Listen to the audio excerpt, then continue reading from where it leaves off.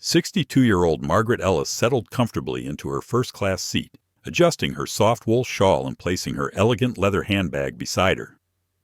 She had earned this moment of luxury after decades of shaping young minds as a dedicated teacher in New York City's public school system. She never expected that a simple flight to Atlanta would force an entire cabin of passengers to confront the stark reality of prejudice, or that her own son would step in as her unexpected defender in a way that would change multiple lives forever. The aircraft gleamed under the airport lights, waiting for departure as passengers continued boarding.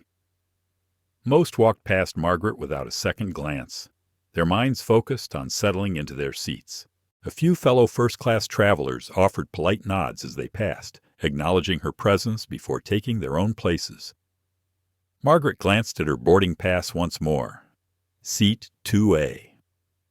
It was rare for her to indulge in such comfort, but her son Jordan had insisted. "Mom, you've spent your whole life taking care of others. Let someone take care of you for once," he had told her 3 weeks earlier over the phone. She smiled at the memory, smoothing her neatly pulled-back silver-streaked hair and adjusting her glasses. With a content sigh, she pulled out her well-worn copy of Beloved by Toni Morrison, preparing to lose herself in its pages. 20 minutes later, the tranquility shattered. "Excuse me," came a sharp, clipped voice. Margaret looked up to find herself face-to-face with a middle-aged white woman, her blonde highlighted hair impeccably styled, a Burberry scarf draped over her tailored cream blazer. "I believe you're in my seat," the woman announced with an air of certainty. Margaret offered the patient smile she had given to thousands of students who had made innocent mistakes in her classroom over the years. "I'm in 2A, dear." "That's what my boarding pass says," she said, holding it up for the woman to see. The woman, Victoria Langford, according to the designer luggage tag dangling from her expensive carry-on, didn't bother to look. "There must be some mistake. I always book 2A. I'm a Platinum Elite member." Margaret remained calm. "Perhaps they assigned you a different seat this time," she suggested gently. "What does your boarding pass say?" Victoria's lips thinned as she reluctantly checked her ticket. Her face hardened when she saw 4C printed there. "This isn't acceptable. I specifically requested 2A. A flight attendant, a young man with neatly combed hair and a polished smile, approached. His name tag read Ethan Carter. "Is there a problem here?" he asked, voice professional but firm. Before Margaret could speak, Victoria jumped in. "Yes, there's been a mistake with the seating arrangements. I need to be in 2A, not 4C. Ethan examined both boarding passes. "I'm sorry, Miss Langford, but Ms. Ellis has been assigned seat 2A for this flight. 4C is still a first-class seat with all the same amenities." "That's not the point," Victoria hissed, lowering her voice but still loud enough for others to hear. "I'm a loyal customer. I spend thousands flying with this airline. I should get priority seating over—" She waved her hand vaguely toward Margaret. Margaret's eyes sharpened behind her glasses. "Over what, exactly?" she asked quietly. Victoria's face flushed. "Over someone who clearly isn't a regular in first class," she muttered. The cabin fell silent. A few passengers exchanged uneasy glances, sensing the tension in the air. Ethan's professional smile wavered. "Ms. Langford, I must ask you to take your assigned seat. This flight is fully booked." Victoria crossed her arms. "No, I want to speak to your supervisor. This isn't right." A deep voice cut through the charged atmosphere. "What isn't right, ma'am?" A tall black man in a crisp pilot's uniform stood in the aisle, his captain's stripes gleaming on his shoulders. His name badge read, Captain Jordan Ellis. Victoria's posture shifted slightly, as though relieved to see someone with real authority. "Captain," she began, "I'm a Platinum Elite member. I always request 2A, but somehow my seat was given to—" She hesitated, searching for a way to phrase her complaint without making it sound explicitly discriminatory. Jordan's expression remained unreadable as he finished her sentence for her. "To my mother." A visible wave of realization crashed over Victoria. Her eyes darted from Margaret Ellis to Captain Ellis, finally registering the shared surname. Her face turned ghostly pale. "Your mother?" she stammered. "Yes," Jordan confirmed, his voice measured but carrying a quiet intensity. "Margaret Ellis, a retired public school teacher from New York who dedicated 40 years of her life to educating generations of students. My mother, whom I personally upgraded to first class because she deserves to be treated with dignity and respect." A hush fell over the cabin. Jordan's gaze didn't waver. "Is there anything else I can help you with, Miss Langford?" Victoria's mouth opened, then closed. She fumbled for words before finally mumbling, "No. I'll take my seat." Without another word, she grabbed her bag and hurried toward 4C, her face burning with humiliation. Jordan turned to his mother, bending down to press a kiss to her cheek. "Everything okay, Mom?" Margaret patted his hand gently. "Just fine, Jordan. Go fly the plane. I'll see you in Atlanta."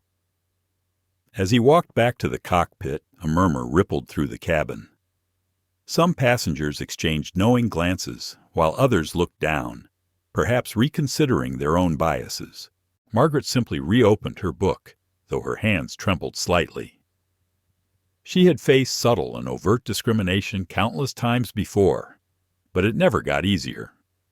What she didn't know was that this moment would set off a chain reaction, forcing everyone on board to confront their own assumptions. And, in an unexpected twist, it would lead to a transformation no one could have predicted.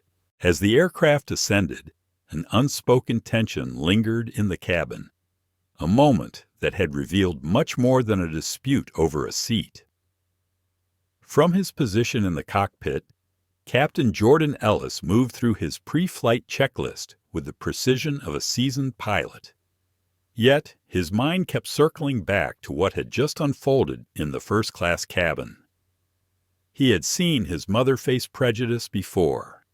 He had witnessed her respond to it with the same quiet dignity she always carried. But that didn't make it any easier. His co-pilot, Ryan Holt, shot him a glance. They had flown together for 5 years, and Ryan knew when something was bothering him. "Everything okay, Jordan?" Jordan hesitated before giving a nonchalant reply. "Just some passenger drama, nothing that'll affect the flight." Ryan nodded, though his expression showed concern. "It's my mom," Jordan admitted after a pause. "She's on this flight, and someone gave her a hard time about sitting in first class." Ryan exhaled sharply. "Ah, sorry to hear that. People can be real jerks sometimes." Jordan adjusted the communication system. "Yeah, nothing new. Just gets old, you know?" As they continued their preparations, Jordan's thoughts drifted to his childhood in Brooklyn. His mother had raised him alone after his father passed away, when Jordan was just 7. Margaret Ellis had worked tirelessly, often balancing 2 jobs. Yet she had always found time to check his homework, attend school events, and remind him that no matter what obstacles society placed in his path, he was capable of achieving anything. Her mantra had never changed.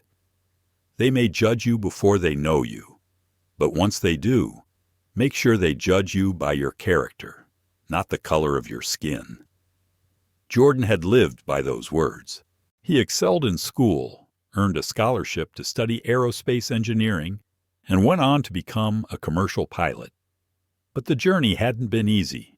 He had encountered many people like Victoria Langford, people who questioned his right to be in prestigious spaces. Still, for every doubter, there had been someone who believed in him. His first flight instructor, Bill Connors, came to mind. A gruff Vietnam veteran who had cared only about skill, not skin color. "The sky doesn't care what you look like, kid," Bill had once told him. "Neither do I. All that matters is how well you fly." Ryan's voice pulled Jordan back to the present. "Weather looks good all the way to Atlanta. Might hit some turbulence over the mountains, but nothing serious." Jordan nodded, forcing himself to refocus. Whatever had happened in the cabin, his responsibility now was to ensure the safety of everyone on board, including Victoria Langford. "All right," he said, adjusting his headset. Let's get this bird in the air." As they taxied down the runway, Jordan made his standard pre-flight announcement. His deep, steady voice filled the cabin. But at the end, he added something extra. "We have clear skies ahead, and I'd like to give a special welcome to one of our passengers.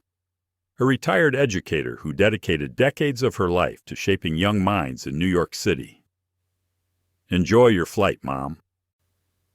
It was a small gesture, but a deliberate one, a way of telling his mother and everyone else that she belonged exactly where she was. Back in first class, Margaret Ellis felt warmth spread through her chest at Jordan's words. That boy, she thought fondly, always finding ways to stand up for me, even from the cockpit. She noticed the subtle shift in the atmosphere. Several passengers turned to look at her with newfound respect. A few even offered small, appreciative nods. Beside her, a young woman in her early 30s, who had been typing on a sleek laptop, looked up with interest.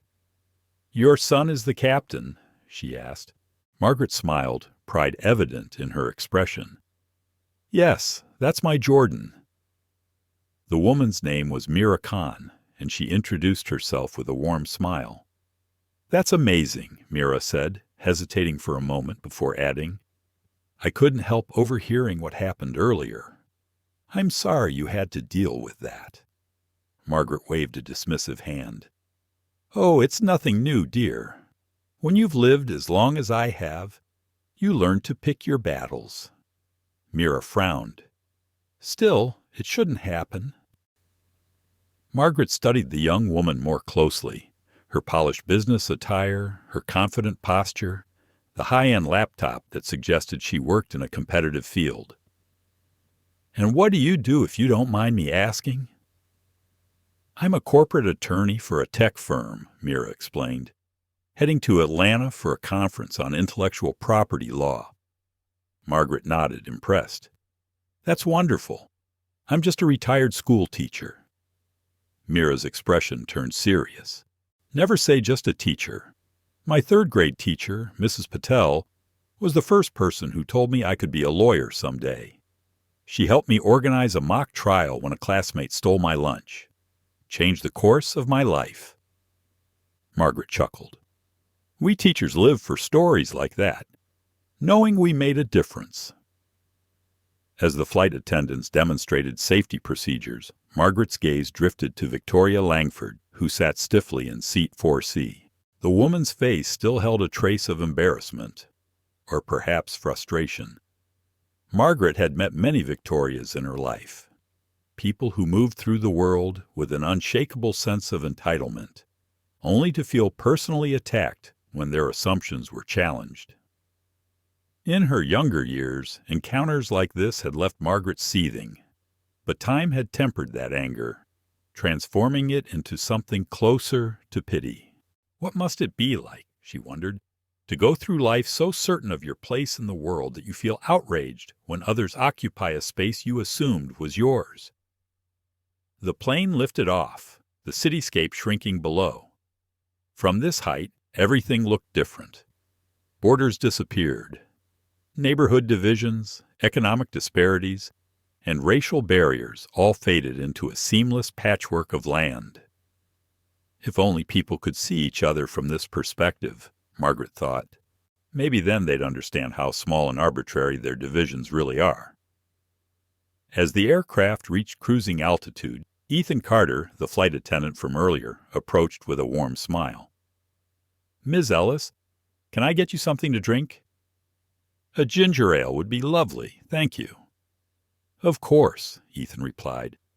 Then, with a glance toward the cockpit, he added, "And may I just say, you must be very proud of Captain Ellis. He's one of our best." Margaret beamed. "I am indeed, though I still worry every time he flies, even after all these years." Ethan grinned. "Mom instinct never goes away, huh?" "Not for a second." As the plane continued its journey, Margaret settled back into her seat, the tension of the earlier confrontation fading. She had spent decades preparing her son for moments like this, teaching him how to navigate a world that would sometimes question his place in it. Now he was showing her that he had learned those lessons well, and in doing so, he was teaching the world a lesson of its own. As the plane cruised smoothly above the clouds, Margaret Ellis tried to return to her book, but the words blurred before her eyes. The earlier confrontation had left a lingering weight in her chest, stirring up memories she thought she had long made peace with. She had spent decades proving herself in spaces that weren't built for her, teaching her son to do the same. But even now, in a seat she had every right to occupy, she had been challenged, reduced for a moment to someone who needed to explain her presence. Across the aisle, Victoria Langford sat stiffly in seat 4C, her sparkling water untouched. Her face still burned, though whether from embarrassment or resentment, she couldn't quite tell. The world had always made sense to Victoria, structured, predictable, rewarding those who played by the unspoken rules. Yet now, something had cracked in that carefully ordered framework. She had assumed that woman, Margaret, didn't belong in first class. The realization sat uneasily in her stomach, pressing against the version of herself she had always believed in. She wasn't that kind of person. After all, she had built her career on progress. She prided herself on her liberal values. She had signed petitions, attended fundraisers, even sat on the board of a nonprofit that provided scholarships to underprivileged students. And yet, she had looked at Margaret Ellis and seen an intruder. The thought made her physically ill. Victoria pulled out her phone, switching it to airplane mode as she absently scrolled through her photos.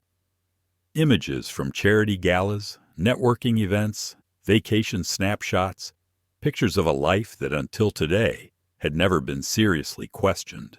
One photo caught her eye. Taken at a benefit dinner, she stood smiling beside the black executive director of a literacy foundation. "See," she told herself, "I'm not racist." But even as the thought formed, something in her recoiled, because deep down she knew. The truth wasn't just about this moment on the plane. It was about all the time she had been blind to moments like this, about the way she had moved through the world, benefiting from systems she had never bothered to question. For the first time in a long while, Victoria Langford felt truly uncomfortable, and she didn't know what to do with that. Victoria Langford kept her eyes shut, feigning sleep, but her mind refused to quiet. Why did you assume she didn't belong? The question whispered through her thoughts, persistent and unwelcome. The look in Captain Jordan Ellis' eyes haunted her. Not just anger, but exhaustion. The kind that came from carrying the same burden over and over again, as if he had lived this exact moment too many times before. For the first time, Victoria wondered what it must feel like to move through the world that way. Always being questioned, always being expected to justify your presence. The thought unsettled her. She wanted to dismiss it, to bury it beneath the layers of self-image she had spent years constructing, but it clung to her like a splinter beneath the skin. And you know. At the back of the plane, Sophia Reyes moved swiftly through the narrow aisle, balancing a tray of drinks. As a newer flight attendant, she had been assigned to economy, while more senior crew members like Ethan Carter handled first class. But even from a distance, she had witnessed the confrontation, and like wildfire, the story had already spread among the crew. Captain Ellis' mother. The entitlement of some passengers never ceased to amaze her. As she set down a cup of coffee in front of a middle-aged man in a wrinkled dress shirt, she felt her thoughts drift to her own mother, Isabel Reyes, a housekeeper who had spent decades cleaning mansions in Boston's wealthiest neighborhoods. How many times had her mother been made to feel invisible by the very people whose homes she kept spotless? How many times had she been overlooked, spoken down to, or treated as if she didn't belong? Miss? The passenger's voice pulled her back to reality. "Could I get some cream?" "Of course, sir. My apologies." She reached for the small container, glancing at his name on the passenger manifest.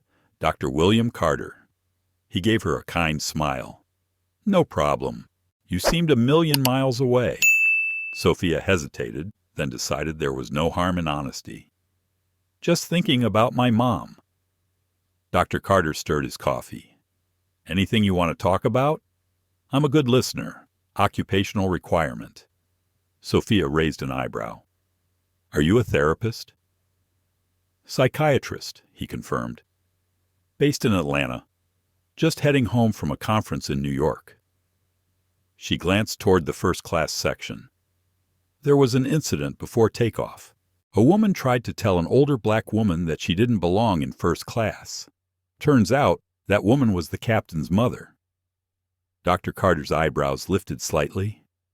"Ah, prejudice rearing its ugly head at 35,000 feet. Exactly." She exhaled. "It reminded me of how my own mother gets treated sometimes. Just because she has an accent, just because of her job.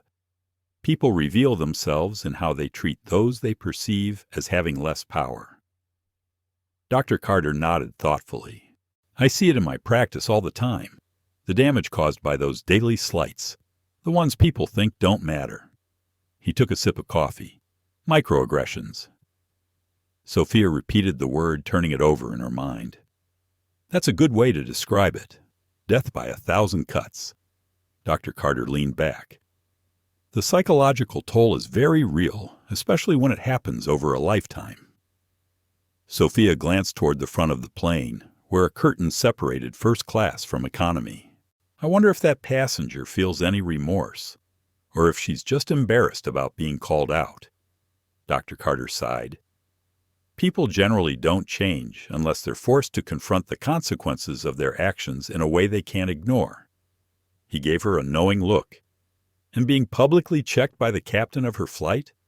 That's pretty hard to ignore." "I hope you're right." Sophia continued down the aisle with her cart, but her perspective had sharpened. She started paying closer attention. Who made eye contact when asking for something? Who barely acknowledged her? Who said thank you and who treated her like she was invisible? It was like a reflection of the world in miniature. All these people, sharing the same metal tube, hurtling through the sky at incredible speeds. And at the controls, a man who had spent his life proving he belonged in spaces that had tried to deny him. Sophia wondered how Margaret Ellis must have felt, watching her son announce himself as the captain of this plane, after everything she had endured in her own life. Pride, certainly, but also vindication. A quiet confirmation that all the battles, big and small, had been worth it. The aircraft cruised at 36,000 feet, slicing through the sky with quiet precision. Inside the cockpit, Captain Jordan Ellis monitored the instrument panel while exchanging occasional conversation with his co-pilot, Ryan Holt. The hum of the autopilot filled the cabin, leaving room for thoughts to settle. "So, that's your mom back there, huh?" Ryan asked, breaking the silence. "The one who had that issue with the passenger?" Jordan nodded. "Yeah, Margaret Ellis.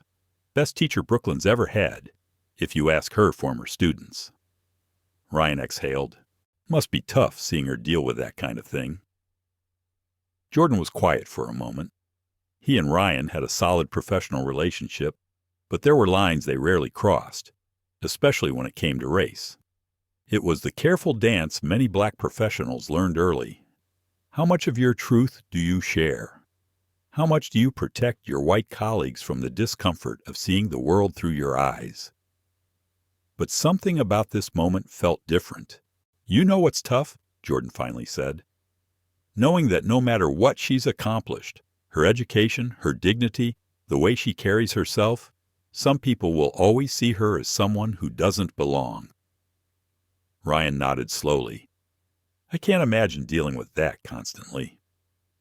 Jordan adjusted a setting on the flight display. "My mom taught me to never let it stop me, to keep pushing, keep excelling, but sometimes I wonder about the toll it takes. On her, on me, on every black person who has to constantly prove their right to be in certain spaces. A transmission from air traffic control crackled through the radio, and Jordan responded automatically, adjusting their course slightly to avoid a storm system forming to the south. When the conversation resumed, Ryan asked, "Did you always want to be a pilot? Or was there something else you dreamed of doing?" Jordan smiled, momentarily lost in memory. "I wanted to be an astronaut. Still do, if I'm being honest. As a kid, I used to watch shuttle launches and dream about what it would feel like to break free of Earth entirely." Ryan grinned. "That's still possible, you know. Some commercial pilots make the transition to NASA." Jordan nodded, but his expression was thoughtful. "Maybe. But I've got responsibilities now. My wife's medical practice is thriving, and our kids are settled in their schools." He hesitated before adding, "And my mom's getting older.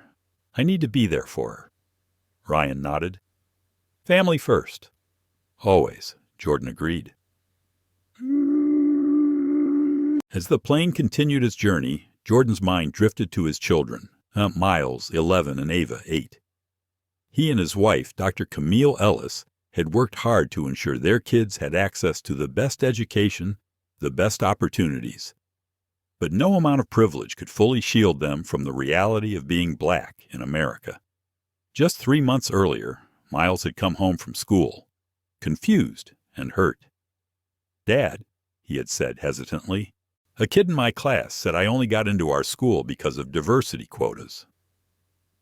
Jordan and Camille had sat him down and had the conversation, the same one their parents had had with them, the one that every black parent at some point is forced to have. The talk about how some people would always question their belonging, their achievements, their right to be in certain spaces. It was a conversation Jordan had never wanted to have, but reality had given him no choice. Now, as he sat high above the country he served, trusted with hundreds of lives, he couldn't help but think of his mother, sitting just a few rows behind a woman who had tried to make her feel small. It was the same story, the same battle. The pride came from knowing they had risen despite it all. The pain came from knowing they had to. Meanwhile, in Atlanta, Dr. Camille Ellis finished her last consultation of the day and glanced at the clock. Jordan's flight would be landing in about an hour. She wanted to be at the airport to greet him and Margaret. It had been nearly 6 months since they had last seen his mother, and the kids were beside themselves with excitement. She quickly updated her patient notes. Jasmine Green, 17, diagnosed with asthma, prescribed a daily inhaler and referred for pulmonary function testing, before shutting down her computer and gathering her things. As one of the few black female pulmonologists in Atlanta, Camille's practice had grown quickly. Patients sought her out not just for her medical expertise, but because they wanted a doctor who understood the realities they faced. Racial health disparities, environmental factors that disproportionately impacted their communities, the hesitancy some still felt toward a medical system with a long history of neglecting black bodies. She locked up her office and stopped by the front desk, where her office manager Deanna was finalizing schedules. "Heading out to pick up Jordan and his mom?" Deanna asked. "Yep. Their flight lands at 5:30. The kids are home with the sitter, practically bouncing off the walls waiting for their grandma." Deanna smiled. "That's sweet. How long is she staying?" 2 weeks, Camille replied, grabbing her car keys. "Jordan doesn't get enough time with her these days with his schedule." As she drove toward Hartsfield-Jackson Airport, Camille thought about Margaret Ellis, a woman who had raised a son to soar, despite the world trying to clip his wings. She admired her mother-in-law deeply. Margaret had welcomed Camille into the family with warmth and wisdom, never territorial, never overbearing. "He's lucky to have found you," she had told Camille shortly before the wedding. "A woman who matches his ambition and shares his values." That blessing had meant everything to Camille, who had lost her own mother to breast cancer during her second year of medical school. In many ways, Margaret had stepped into that space, not replacing her mother, but offering a kind of guidance and love she hadn't realized she still needed. As traffic slowed near the airport, Camille checked her watch anxiously. Jordan had texted that they were making good time and might even land early. Her phone rang over the car's Bluetooth.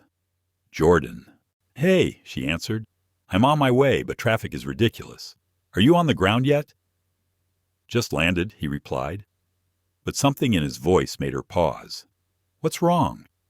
He sighed. "Nothing major, just there was an incident on the flight.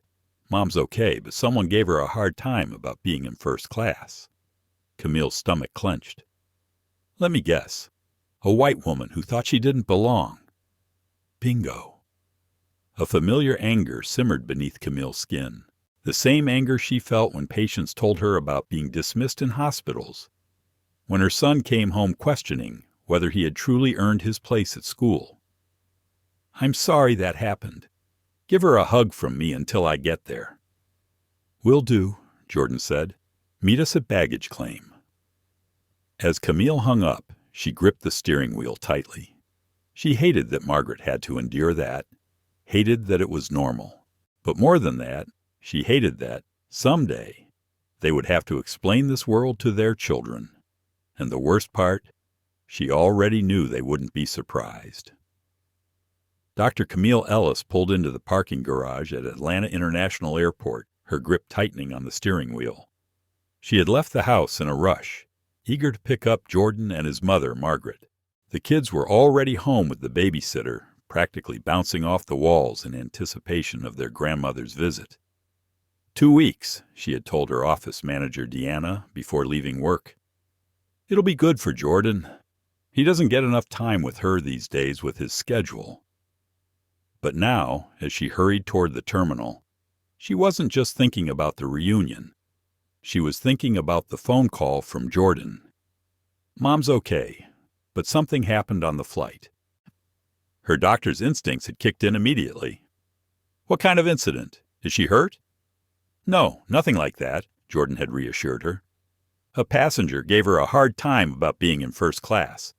Didn't think she belonged there." Camille had felt her pulse quicken with anger.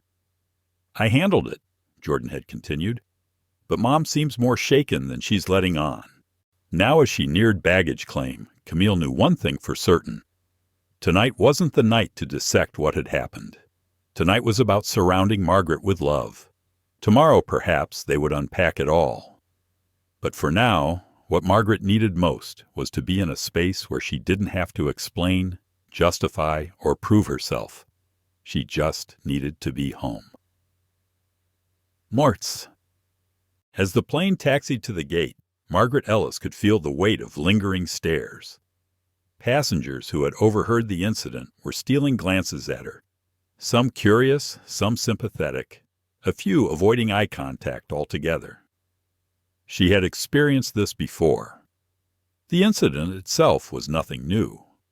But it was the aftermath that exhausted her.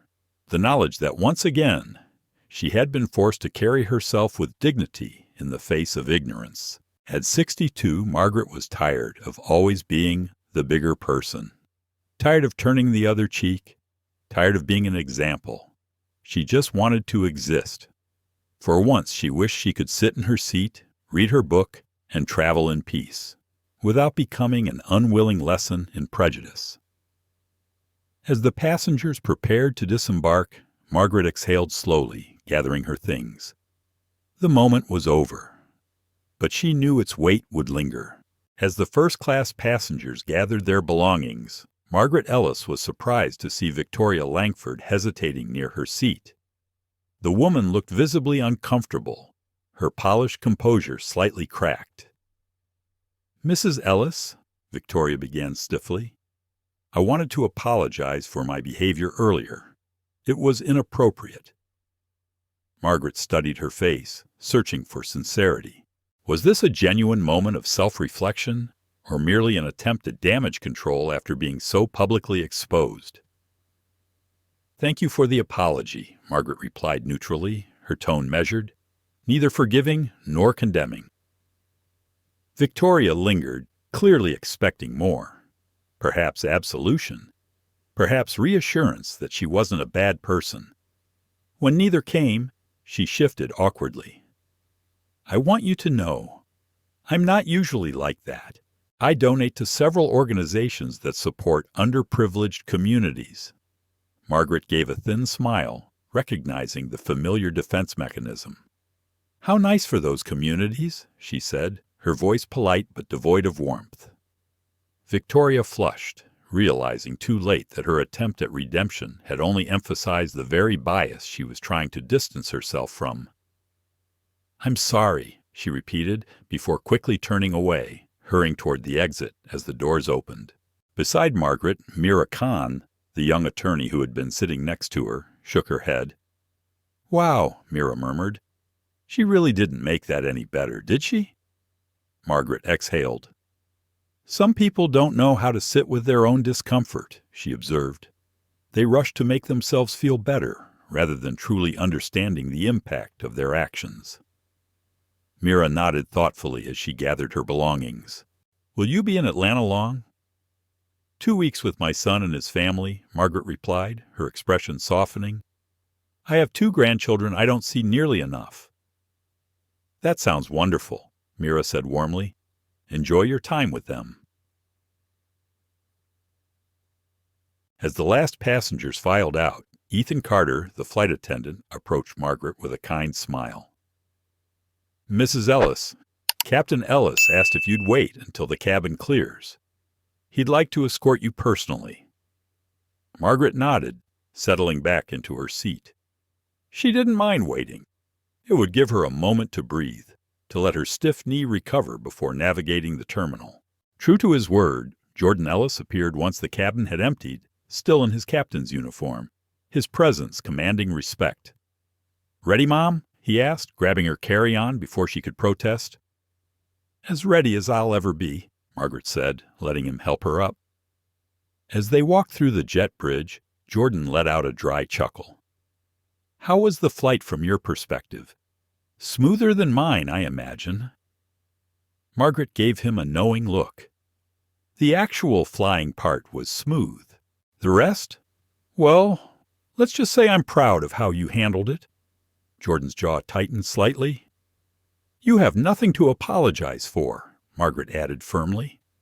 But as they moved through the terminal, Jordan remained acutely aware of how their respective appearances shaped how others perceived them. In his crisp pilot's uniform, he was respected, seen, a leader. But without it, without his captain's stripes, would people still afford him the same deference? Would they make the same assumptions Victoria Langford had made about his mother? He already knew the answer.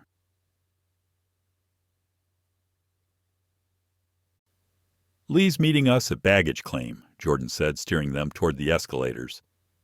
The kids are at home with a sitter, apparently driving her crazy with excitement about your visit. Margaret let out a soft laugh, the first genuine one since the flight. I've missed those 2 little hurricanes. Jordan smiled. Marcus finished his science project last week, got an A. Spent hours afterward explaining photosynthesis to Ava, complete with diagrams. Margaret beamed. Definitely inherited the teaching gene. Jordan smirked. And Ava, still determined to be an astronaut. Absolutely, he confirmed. During career day, she told her class she was going to be the first person to walk on Mars. When her teacher called it an ambitious goal, she apparently replied, My daddy flies planes, and my mommy fixes people's lungs. Ambition is our family business. Margaret laughed, warmth filling her chest. The tension of the earlier confrontation faded, not because it didn't matter, but because this mattered more. Not the Victoria Langfords of the world, with their small-minded assumptions, but the legacy Margaret had built, a legacy of resilience, of excellence, of unwavering self-belief.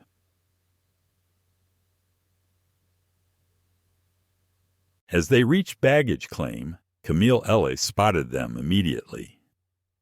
Despite the exhaustion visible beneath her eyes, she looked as put together as ever, her natural curls styled in an elegant updo, medical scrub still partially visible beneath her coat. "Margaret," Camille called, hurrying over to embrace her mother-in-law.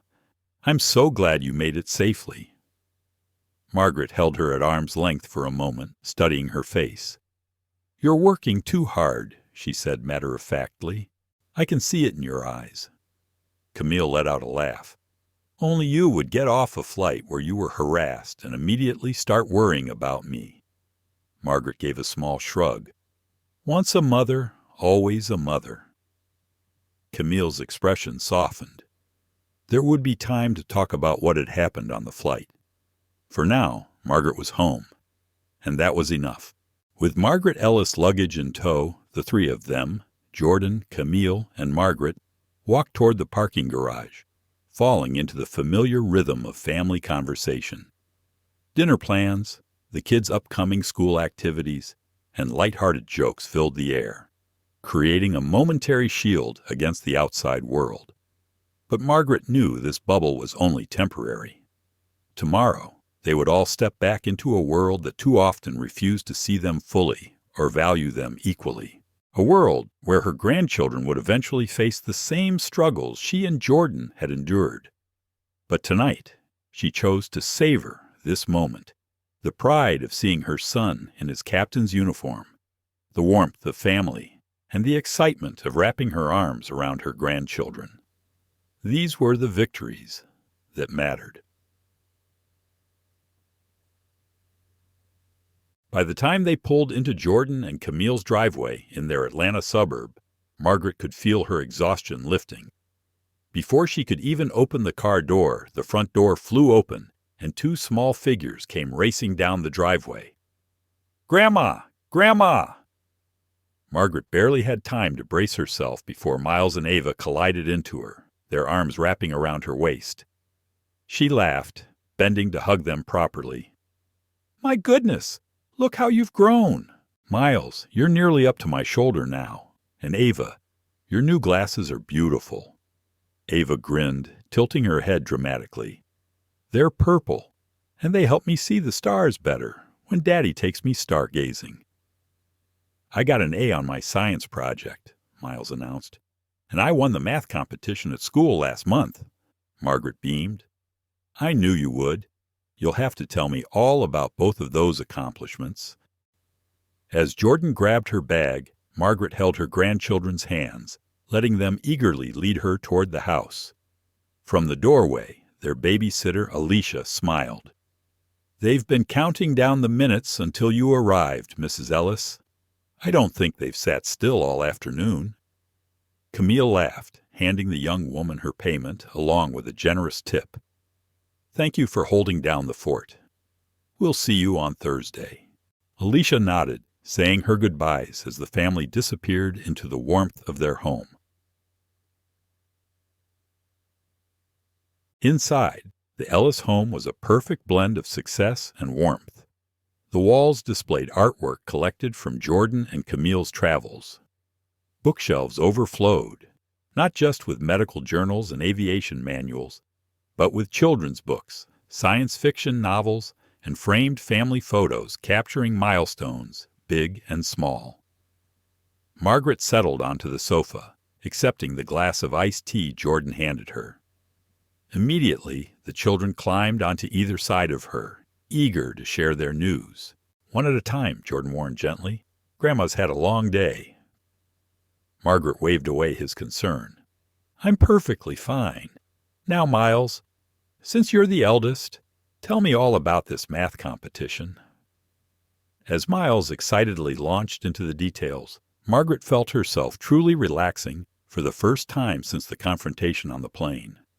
Here, in this home her son had built, she was not a lesson in patience or a symbol of resilience.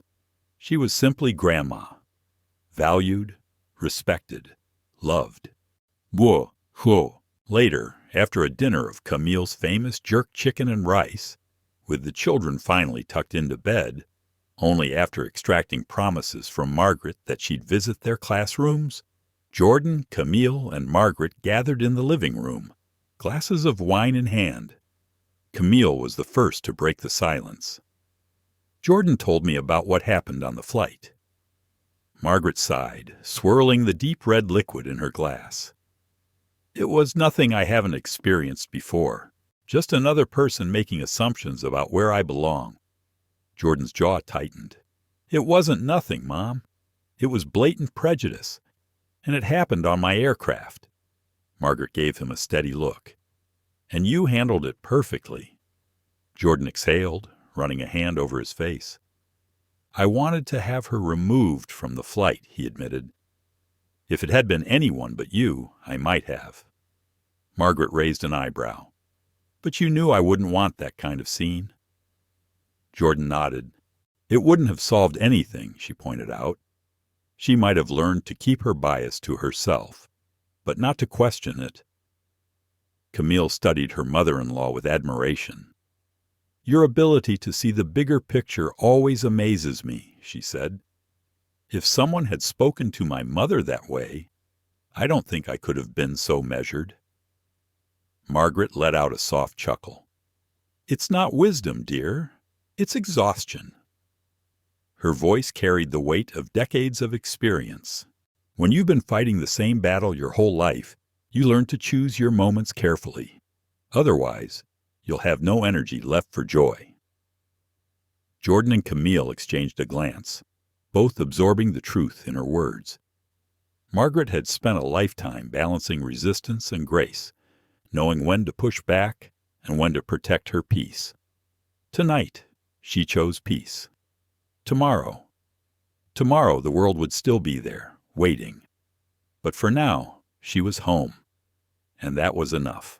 The weight of the day settled over the three of them, Margaret, Jordan, and Camille, as they sat in quiet contemplation, their glasses of wine resting untouched for a moment. Each of them had encountered their own battles. Jordan in aviation, where he had to be twice as good to be seen as equal. Camille in medicine, where her expertise was sometimes questioned by those who assumed she wasn't the doctor. And Margaret in education, where she had spent decades proving her worth in a system that had never been built with her in mind. I worry about the kids, Camille finally admitted. It was the thought that had been sitting heavy in her chest all evening. We've tried to create a bubble for them, she continued. The private school. The best opportunities. But days like today remind me that the bubble isn't real. Sooner or later, they'll face what we've faced. Margaret nodded, her expression turning thoughtful. They will, she said soberly. But they'll face it with advantages we didn't have. Your success, your support, the confidence that comes from seeing people who look like them achieving at the highest levels. She took a slow sip of wine before adding, and they'll have our wisdom to guide them. Jordan reached for Camille's hand, squeezing it gently. We're raising them to be both exceptional and resilient, just like Mom raised me. Margaret felt a lump rise in her throat at the words. You make it sound more strategic than it was, she said with a chuckle, though her voice was tinged with emotion.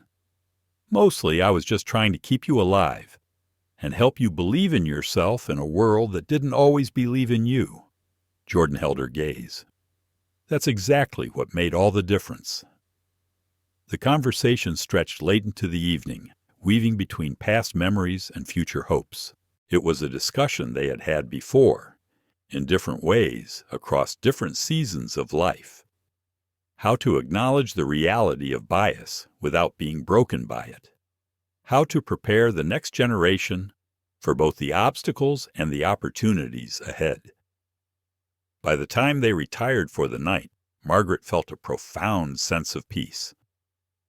Jordan had become everything she had hoped he would be.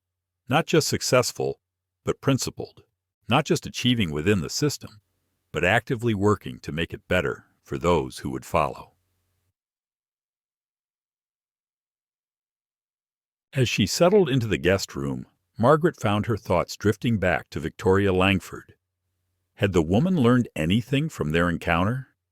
Or had she simply tucked the experience away as a momentary embarrassment, rather than an opportunity for self-reflection? Margaret hoped, perhaps optimistically, that Victoria might lie awake that night, questioning more than just her actions on the plane. Maybe she would start to recognize how her assumptions had been shaped. Maybe she would begin to see how privilege had colored her expectations of who belonged where. It was a small hope, but hope nonetheless. And after a lifetime in education, Margaret still believed that even the most resistant students had the potential to learn. Heitervoet. 3 days into her visit, Margaret had settled into a comfortable rhythm. She had accompanied Ava to her school's Grandparents' Day event, beaming with pride as her granddaughter introduced her to classmates and teachers. She had helped Miles rehearse for his upcoming science fair, offering gentle suggestions on how to make his presentation stronger. And she had spent quiet evenings reconnecting with Jordan and Camille, enjoying the rare gift of uninterrupted family time. But on this particular morning, Margaret found herself with something unfamiliar. A few hours entirely to herself. Jordan had left for a 3-day flight rotation to Los Angeles. Camille was at her medical practice, and the children were at school. She was contemplating a walk through the neighborhood when the doorbell rang. Margaret frowned, glancing at the security monitor, a habit Jordan had insisted on after installing the system. Her breath caught in surprise. Victoria Langford.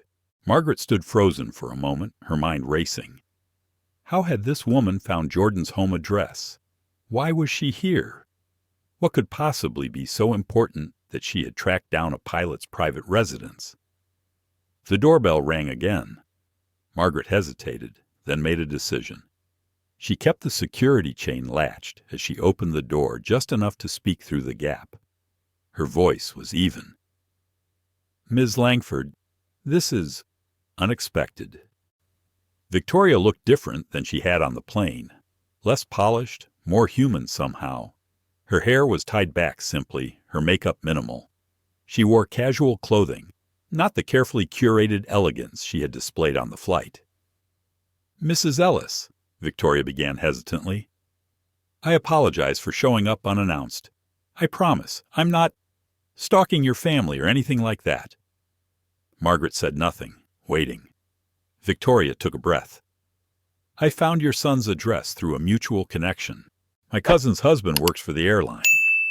When I mentioned wanting to send you a letter, he suggested I deliver it in person, since I was going to be in Atlanta for business." She held up an envelope. "I understand if you don't want to talk to me. I can just leave this and go." Margaret studied the woman's face. She saw no malice, no arrogance, only uncertainty. After a pause, she unlatched the security chain. "You might as well come in," she said, stepping aside. "I was just having tea." As Margaret Ellis studied Victoria Langford's face, she found no signs of deception or hostility, only uncertainty. After a moment's hesitation, Margaret unlatched the security chain and pulled the door open fully. "You might as well come in," she said, stepping aside. "I was just having tea." Victoria entered hesitantly, her eyes scanning the home. "You have a beautiful home," she said, absent-mindedly. Margaret gave a small, knowing smile. "It's my son's home," she corrected gently. "I'm just visiting." Victoria murmured an apology, looking momentarily embarrassed. "I don't want to take up too much of your time." Margaret led her to the kitchen, gesturing toward a stool at the island. "Would you like some tea or coffee?" "Tea would be lovely, thank you." Victoria set the envelope she had been holding on the counter and perched on the stool. A silence stretched between them, not quite comfortable, but not entirely hostile either. As Margaret set the steaming cup in front of her, she asked the question directly. "Why are you here, Ms. Langford? An apology could have been mailed, or even emailed." Victoria exhaled, wrapping her hands around the cup as if drawing warmth from it. "I wanted to apologize properly, in person." She hesitated. "What I did on that plane, It wasn't just rude or entitled. It was prejudiced. Margaret remained silent, waiting. Victoria continued, her voice quieter now. After I got off the plane, I called my sister. She's always been more aware than I am about these issues. She's never been afraid to call me out.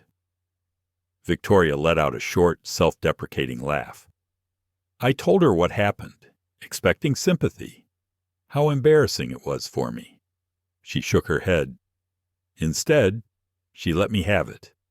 Asked me point blank if I would have questioned a white woman sitting in that seat. Made me really examine my assumptions. Margaret took a slow sip of tea before responding. And what did you conclude? Victoria finally looked her in the eye. That I'm not as enlightened as I thought I was. She swallowed. I always considered myself progressive. I donate to causes. I support diversity initiatives. But despite all that, I still carry biases that shape how I see people, how I interact with them, what spaces I automatically assume they belong in. Margaret nodded, recognizing this as an important first step. Victoria exhaled. I know an apology isn't enough, and I know you have no obligation to forgive me.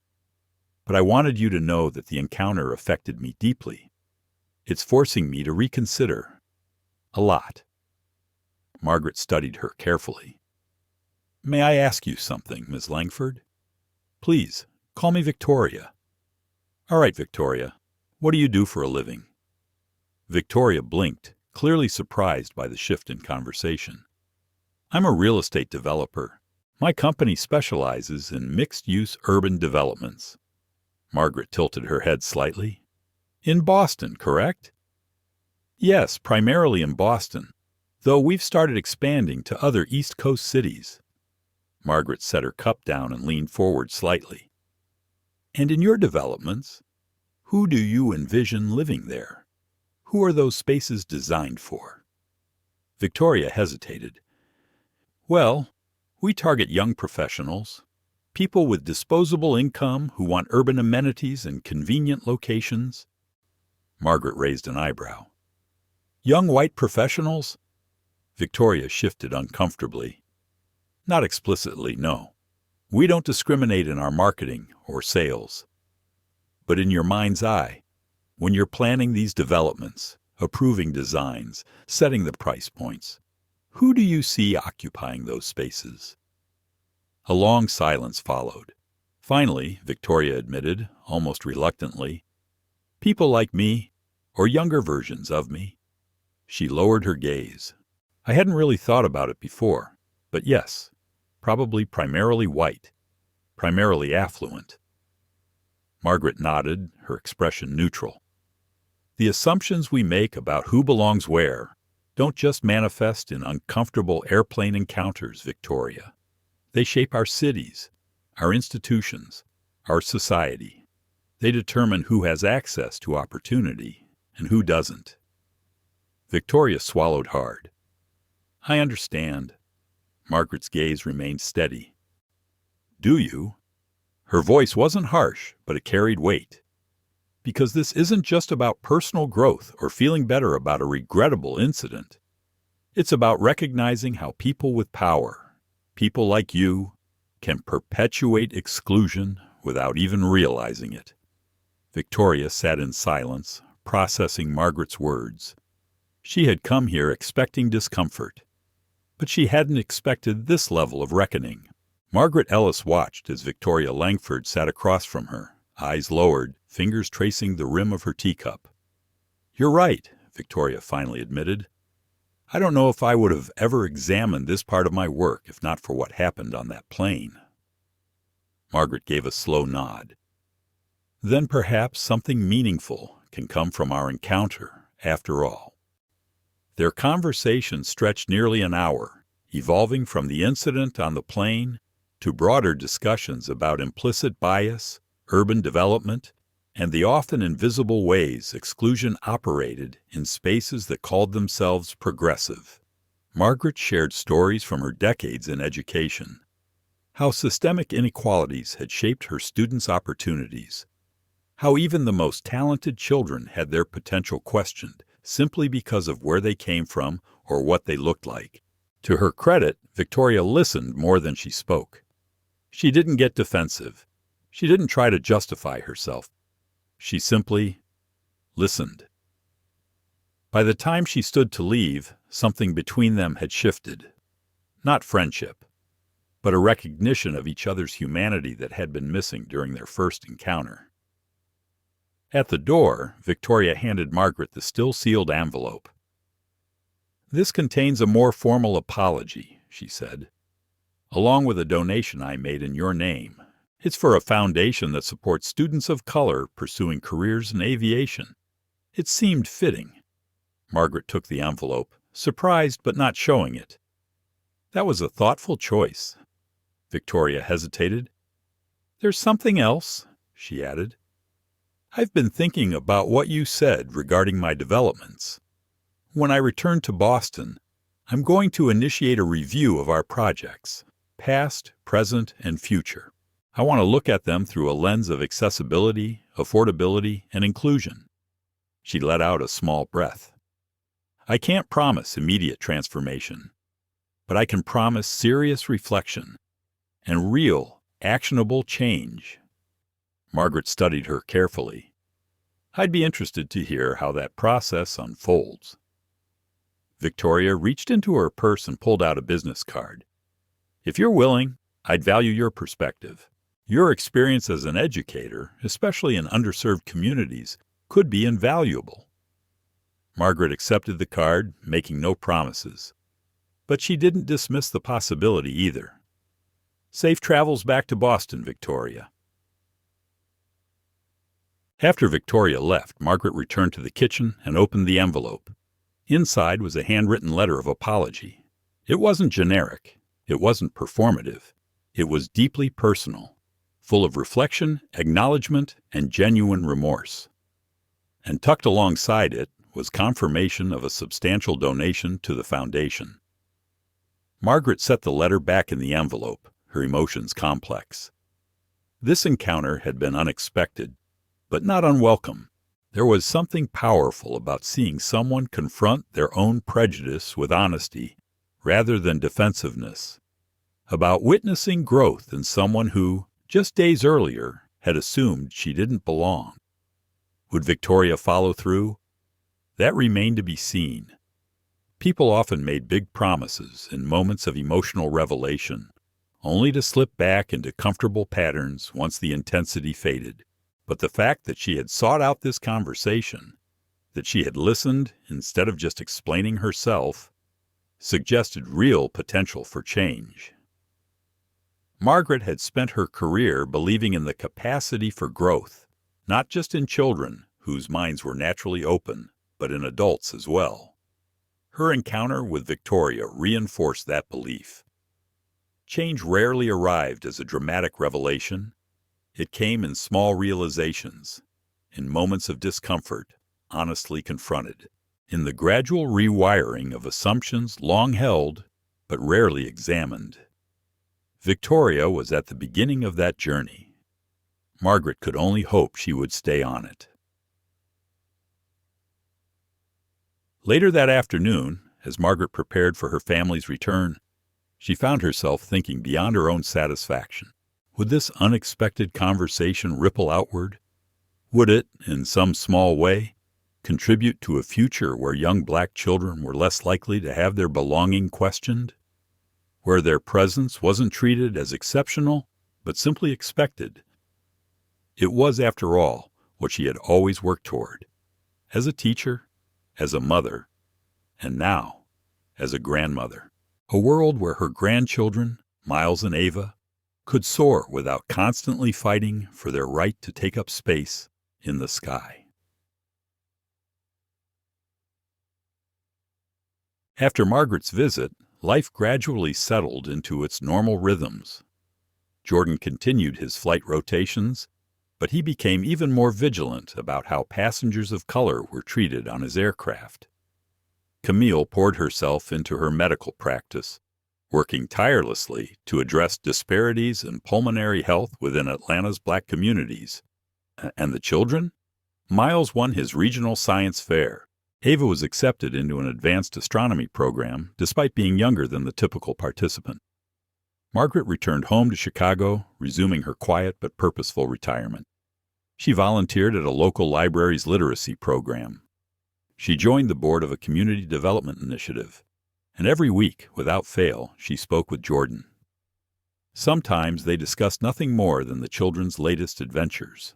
Other times, Jordan would mention something small, how he had subtly stepped in when a black passenger was being treated differently by crew members, how he had spoken up when a hiring panel questioned whether a black candidate had enough experience despite impeccable qualifications.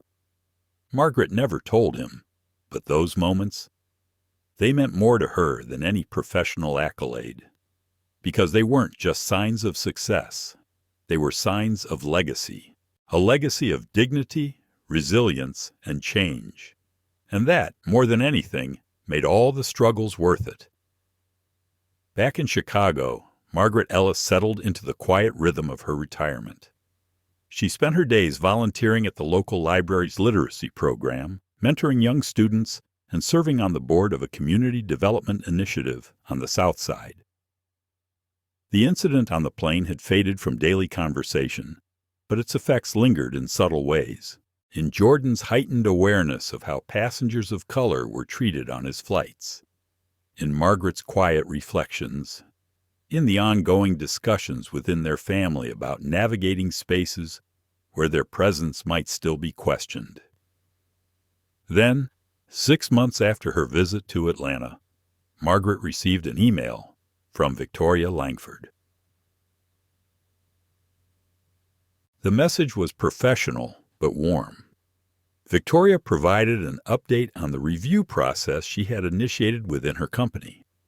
She had hired a diversity consultant to evaluate their projects. She had established a community advisory board, one that included residents from historically marginalized neighborhoods. She had implemented new affordability requirements for all future developments. But most significantly, Victoria had launched a pilot program that provided subsidized commercial spaces for minority-owned businesses, spaces from which such businesses had traditionally been excluded due to high leasing costs. Attached to the email were photographs. The first such business had already opened, a bookstore specializing in diverse children's literature, owned by a black educator who had previously only been able to sell books online. The storefront was beautiful. Large windows, inviting displays, a cozy reading nook where children gathered for story time. Margaret studied the images, feeling a complex wave of emotions. Surprised that Victoria had actually followed through. Satisfaction at seeing something tangible come from their conversation. And a measured hope, the kind that whispered, maybe, just maybe, this will multiply into something greater. She sat at her laptop and composed a response. Margaret congratulated Victoria on taking meaningful action, not settling for symbolic gestures, but committing to real structural change. She suggested additional resources, organizations, and policies that might further inform her company's evolving approach. And before signing off, she added a personal note. What happened between us on that flight was unfortunate, but not uncommon. What has happened since? That is far rarer. The real measure of growth isn't in acknowledging a single mistake, but in recognizing the patterns that created it and working to disrupt them. It appears you are committed to that more difficult task. For that, you have my respect. As Margaret hit send, she leaned back in her chair, reflecting on how an unexpected confrontation had evolved into something constructive, not through magical transformation, not through performative allyship, but through difficult conversations, through honest self-examination, through concrete actions.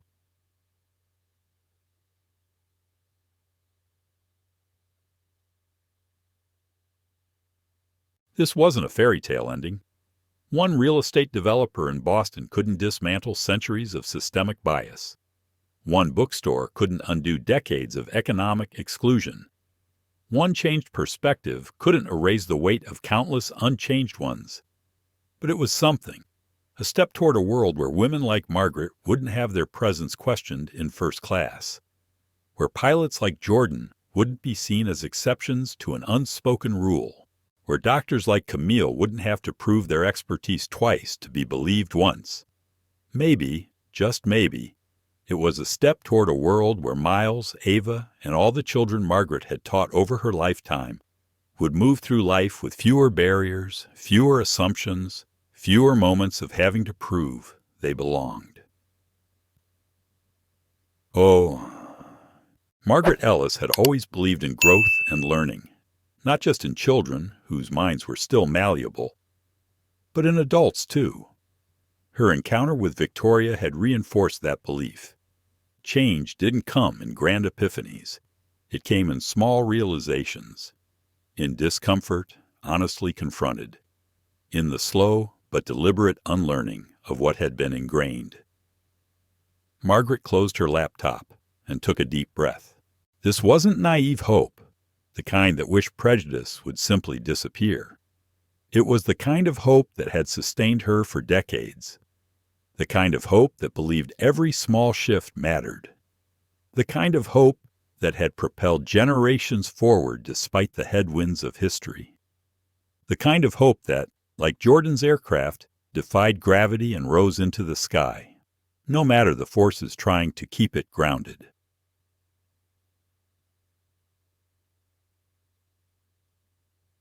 The end.